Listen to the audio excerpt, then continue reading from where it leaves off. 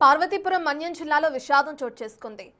జియమ్మ వలస మండలం వనజ గ్రామంలో ఒకే కుటుంబానికి చెందిన 4 సభ్యులు ఆత్మహత్యకు పాల్పడగా వారిలో 3 మరణించారు. మృతులను మీనక మధుసూదన్, ఆయన భార్య సత్యవతి, కుమారుడు మోషగా గుర్తించారు.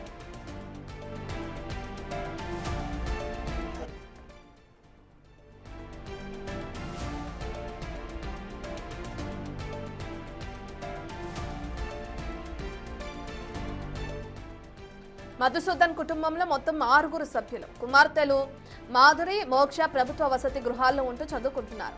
ఇంట్లో ఉన్న దంపతులు తమ 2 చిన్నపిల్లలతో కలిసి ఆత్మహత్యకు ఒడిగట్టారు.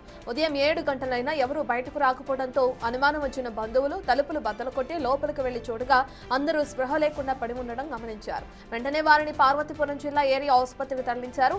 అప్పటికే మధుసూదన్, సత్యవతి, మోష మృతి చెందినట్లు వైద్యులు ధృవీకరించారు. మరో కుమార్తె ఆయేష ప్రస్తుతం ఆసుపత్రిలో చికిత్స పొందుతోంది.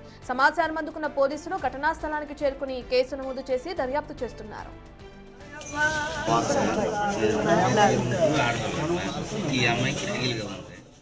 ఒకే కుటుంబానికి సంబంధించిన సభ్యులు ఈ విధంగా ఆత్మహత్యకు పాల్పడడానికి గల కారణాలని మా ప్రతినిధి శివశంకర్ అందిస్తారు. శివశంకర్, మనం చూస్తున్నాం ఇప్పటికే ఒకరు ప్రాణాలతో ఉన్నట్లు ట్రీట్మెంట్ తీసుకున్నట్లు తెలుస్తుంది. మిగిలిన వారు చనిపోయారు. అసలు ఏ కారణం చేత ఆత్మహత్యకు పాల్పడ్డారు? పోలీసులు కేసు నమోదు చేసుకున్నారా? విచారణ ఎక్కడి వరకు వచ్చింది?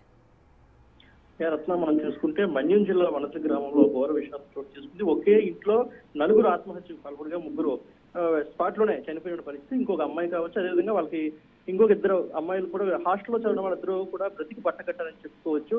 అయితే ఏదైతే మధుసూదన్ ఉన్నారో, మధుసూదన్ కొంత అప్పులు తాళలేక ఈ యొక్క ఆత్మహత్యకు పాల్పడిన తెలుస్తుంది. గత కొన్ని రోజుల నుంచి కూడా సుమారానికి 2 నుంచి 3 లక్షల రూపాయలు ఒక చిన్న అప్పు ఉన్నప్పటికీ కూడా అయితే వాళ్ళకి ఒక చిన్న జీవితం. ఎందుకంటే మధుసూదన్ తాపి మేస్త్రిగా పనిచేస్తున్న పరిస్థితితో ఇంటికి రోజుకు ఒక 500 రూపాయలు 600 రూపాయలు కన్నా అక్కడికన్నా ఎక్కువ సంపాదించడం, కానీ 4 పిల్లలు ఉండడం, అదేవిధంగా అప్పులు కూడా ఈ రోజుకి పెరుగుతుండడం ఇదో కారణంగా మనకు తెలుస్తా ఉంది. అయితే స్థానికులు కావచ్చు, బంధువులు కావచ్చు, కేవలం అప్పులు అంటే ఎవరైతే అప్పు ఇచ్చారో వాళ్ళు వచ్చి కొంత నాణ యాగించారు. రీసెంట్ గానే మధుసూదన్ కూడా ద్విచక్ర వాహనం కొనుగోలు చేయడం, దాంతో అప్పు తీర్చకుండా ఇలాంటి వస్తువులు ఎలా కొనుక్కుంటున్నాం, ఎందుకు వీళ్ళకి విలాసవంతమైన జీవితాన్ని కోణంలో వాళ్ళు ఎక్కువగా ఇంటికి వచ్చి వేధించడం, పిల్లల ముందు అవమానించడంతోనే ఆయన ఆత్మహత్య చేసుకున్నట్లయితే సమీప బంధువులు కావచ్చు, స్థానికులు మనకు చెప్తున్నటువంటి పరిస్థితి. అయితే ఏదైతే అంటే ఉదయాన్నే 6-7 గంటల లేచి పనికి వెళ్లే వాళ్ళు ఉదయాన్నే ఎంతకి తలుపులు తీగిపోవడంతో స్థానికులకు అనుమానం వచ్చి డోర్లు బదులు కొట్టి లోపలికి వెళ్ళి చూస్తే 3 విగత జీవులుగా పడి ఉన్నారు. మరొక అమ్మాయి కాస్త కొనవబడుతూ ఉండడంతో వెంటనే హాస్పిటల్ తరలించారు. ప్రస్తుతం అమ్మాయి బాగానే ఉంది. అదేవిధంగా హాస్టల్లో ఉన్నటువంటి 2 అమ్మాయిలు కూడా ప్రస్తుతానికి అయితే వాళ్ళు సేఫ్ గానే ఉన్నారని చెప్పుకోవచ్చు.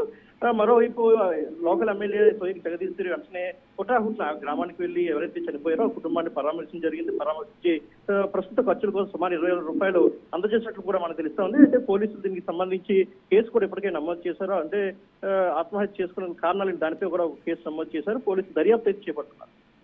Right, thank you Shivshankar.